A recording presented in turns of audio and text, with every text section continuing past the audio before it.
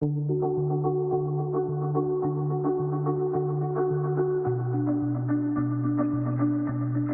pensions industry is undergoing enormous change at the moment. Regulatory change, societal change, technology change. What do you think schemes should be thinking about with regards to digital transformation? So I think it's really important they do have it on their agenda. I mean, as you said, the industry is going through enormous amounts of change. The regulator is beginning to focus on administrators, and it's beginning to look at their use of technology, their investment in technology. And I think, when we look at the investment that there has been, it's probably not where it should have been. So actually, when I was at the regulator, one of my big focuses was on data and data quality. Obviously, I had an eye to the dashboard coming, and it's really important, obviously, that data is complete, accurate and digitised, ready for the dashboard.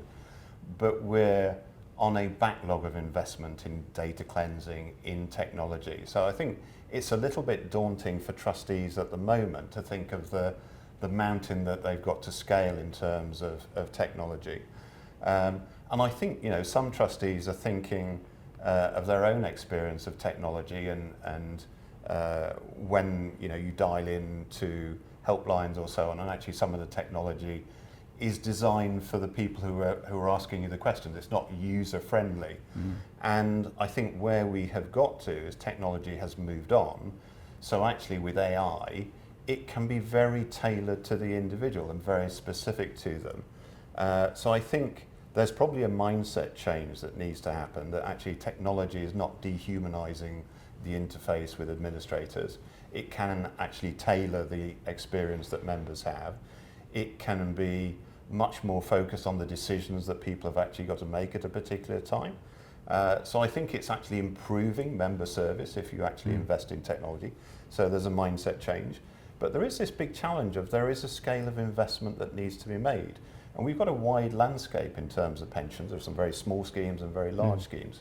Obviously, some of the large schemes have really embraced technology and are using it to really enhance member experience. And I think if they could share some of their experience and then cascade it down into small schemes, that would be really great. Yeah. And Johnny, just picking up on the theme of AI, where do you see some of the real applications for AI are in administration? I think it's a case of using AI in the right points. So it's using AI where you can use it to personalize, you can use it to check, you can use it to automate the areas of mundane administration. You can also then use it to generate more for both less cost, but also of a repetitive, higher quality. And I think those use cases are going to become more interesting and more nuanced as we get into the AI space and we actually start to understand what works well and what works less well. I also think from a development perspective, AI as a development tool for computer systems and the like is really going to change the speed and the ability to make technological change. Yeah. And I think that's going to be one of the biggest probably unseen changes is the pace of technology moving forward, thanks to AI automating a lot of that workload. Do you think there are any barriers to schemes really embracing a digital first approach to their administration?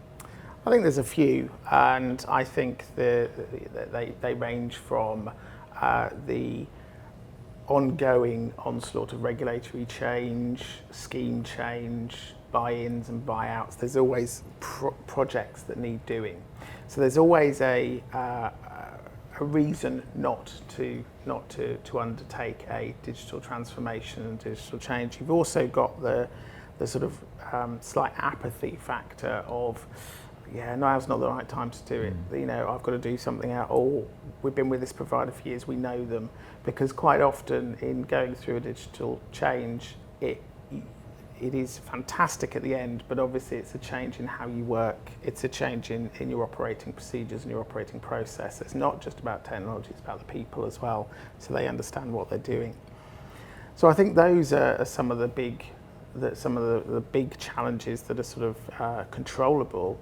I think you've then got budgetary spend because yes, it costs money to digitalise these things, but so you've got to look in the slight long term, which actually pensions is a long-term industry. So if you apply a long-term approach to correcting your data, automating your workloads and your workflows, and pushing things to members online, it means that you can be more efficient and deliver more quicker, faster, and more accurately in the years to come. But you have to have that vision to get you where you need to go. So I think there's a number of different barriers, and there's quite likely individual schemes and TPAs, etc., will have those same issues. I think some of it comes down to the fact that there is a lot of technology out there that was made, born, however you want to put it, 10, 20, 30, 40 years ago, that hasn't kept with the times. We know from data work that getting data in and out of these systems can be difficult. So when you apply that to doing anything in digital administration, it makes it a really hard ask. Yeah. If there was one thing for schemes to prioritise around digital admin, what would you say the one thing would be from now? So I think there's a lot happening in the industry, and there's almost too much happening for trustees to do everything at once. So they will have a priority list, a timescale of when they're doing things. And I think it's important that they don't look at each of these projects in isolation. They look at where they can combine things.